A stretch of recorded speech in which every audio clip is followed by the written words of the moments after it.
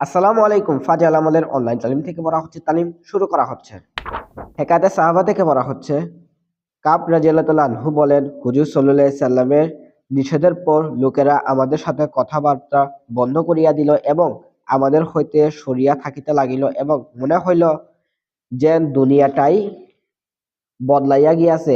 এমনকি পৃথিবী তো এত প্রশস্ত হওয়া সত্ত্বেও আমার নিকট সংশয় মনে হইতে লাগিল। সকলেই অপরিচিতি মনে হইতে লাগিল। ঘর দরজাও যেন অপরিচিত হইয়া গেল। আমার সবচাইতে বেশি চিন্তা এই ব্যাপারে ছিল যে আমি যদি এমন অবস্থায় মারা যাই, তবে হুজুর সাল্লাল্লাহু আলাইহি সাল্লাম আমার জানাজার নামাজ পড়াবেন কি? আর আল্লাহ না করুক, যদি হুজুর সাল্লাল্লাহু আলাইহি সাল্লামের ইন্তেকাল হইয়া যায়, তবে আমি চিরদিনই এই অবস্থায় থাকিয়া যাইব।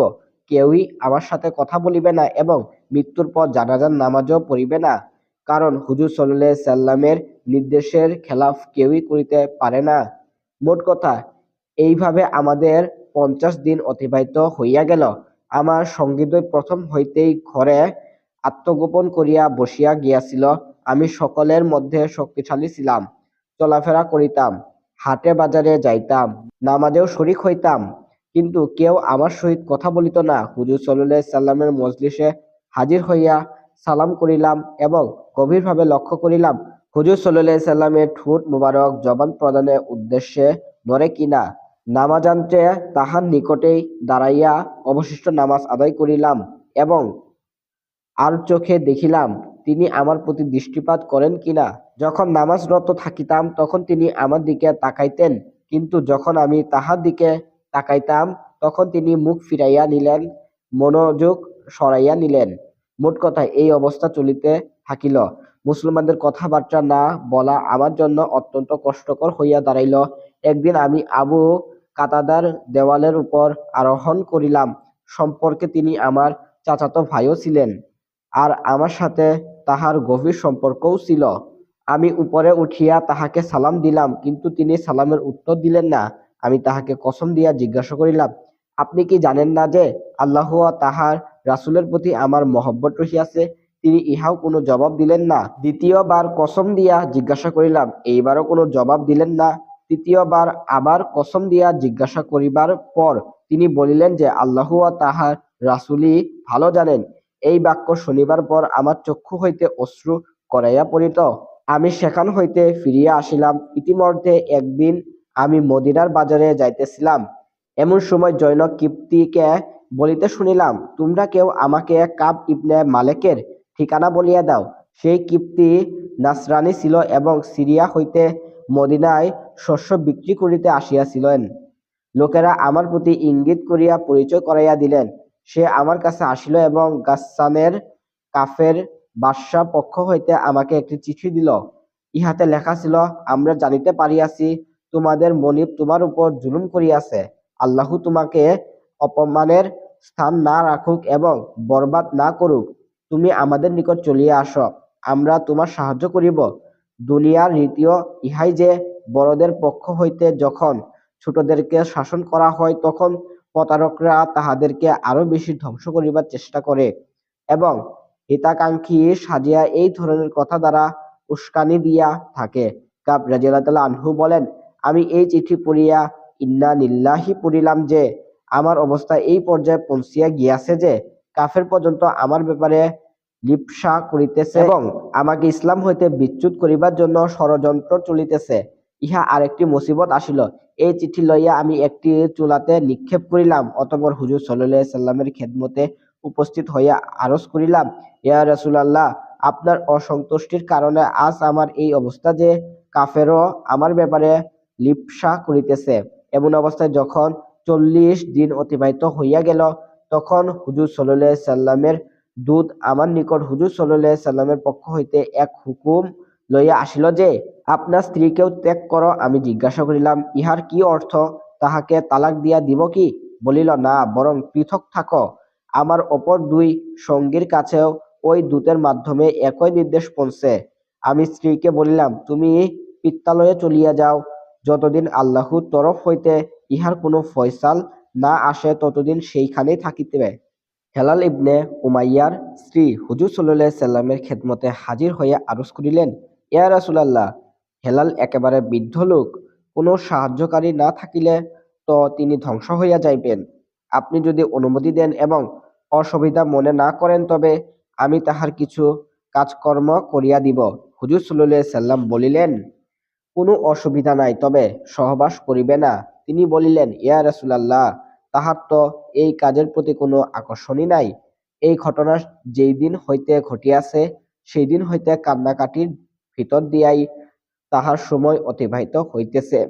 কাব রাদিয়াল্লাহু আনহু বলেন, আমাকেও বলা হইল যে তুমিও যদি হেলাল রাদিয়াল্লাহু আনহু এর নেই স্ত্রী খেদমত গ্রহণের অনুমতি লইতে সম্ভবত মিলিয়া যাইত। আমি বলিলাম, তিনি বৃদ্ধ আর আমি যুবক, না জানি আমাকে কি জবাব দেওয়া হয়, তাই আমি সাহস করি নাই। যাহা হোক, এইভাবে আরো 10 দিন কাটিয়া গেল। আমাদের সহিত কথাবার্তা ও মেলামেশা বন্ধ অবস্থার 50 দিন পূর্ণ হইয়া গেল। 5ম দিনে ফজরের নামাজ আপন ঘরে ছাদের উপর আদায় করিয়া অত্যন্ত চিন্তাযুক্ত হইয়া বসিয়াছিলাম। জমিন আমার জন্য একেবারেই সংকীর্ণ হইয়া গিয়াছিল এবং জীবন ধারণ কঠিন হইয়া যাইতেছিল। এমন সময় হঠাৎ সালা পাহাড়ের চূড়া হইতে এক ব্যক্তি সজোরে চিৎকার করিয়া বলিল, কাব, তুমি সুসংবাদ গ্রহণ করো। ইহা শোনা মাত্রই আমি সেজদায় পড়িয়া গেলাম এবং আনন্দে কাঁদিতে লাগিলাম। বুঝিতে পারিলাম মুসিবত কাটিয়া গিয়াছে। হুজুর সাল্লাল্লাহু আলাইহি সাল্লাম ফজরের নামাজের পর আমাকে ক্ষমার কথা ঘোষণা করিলেন। ঘোষণা মাত্রই এক ব্যক্তি তো পাহাড়ের চূড়ায় আরোহণ করিয়া জোরে আওয়াজ দিলেন, যাহা সবার আগে পৌঁছিয়া গেল। তারপর আরেক ব্যক্তি ঘোড়ায় আরোহণ করিয়া তাড়াতাড়ি আসিলেন। এই সুসংবাদ দানকারীকে আমি আমার পরিধানের কাপড় দান করিলাম। খোদার কসম, ওই 2টি কাপড় ছাড়া আর কোনো কাপড় আমার মালিকানায় ছিল না। অতঃপর 2টি কাপড় ধার করিয়া হুজুর সাল্লাল্লাহু আলাইহি সাল্লামের খেদমতে হাজির হইলাম। অপর 2 সঙ্গীর কাছেও এমনিভাবে লোকেরা সুসংবাদ লইয়া গেল।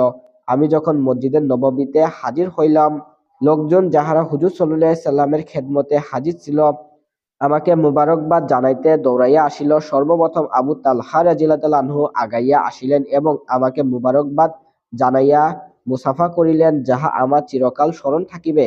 আমি হুজুর সাল্লাল্লাহু আলাইহি সাল্লামের খেদমতে হাজির হইলাম, সালাম করিলাম। তাহার নুরানী চেহারা খুশিতে উদ্ভাদিত হইয়া উঠিয়াছিল এবং চেহারায় আনন্দ প্রভা পরিষ্কার বুঝা যাইতেছিল। হুজুর সাল্লাল্লাহু আলাইহি সাল্লামের চেহারা মুবারক খুশির সময় চাঁদের ন্যায় ঝলমল করিত। আমি আরজ করিলাম, ইয়া রাসূলাল্লাহ, আমার তওবা পরিপূর্ণতা হইল এই যে আমার সমস্ত সম্পদ আল্লাহর রাস্তায় সদকা করিয়া দিলাম, কারণ এই সম্পদই এই মুসিবতের কারণ হইয়াছিল।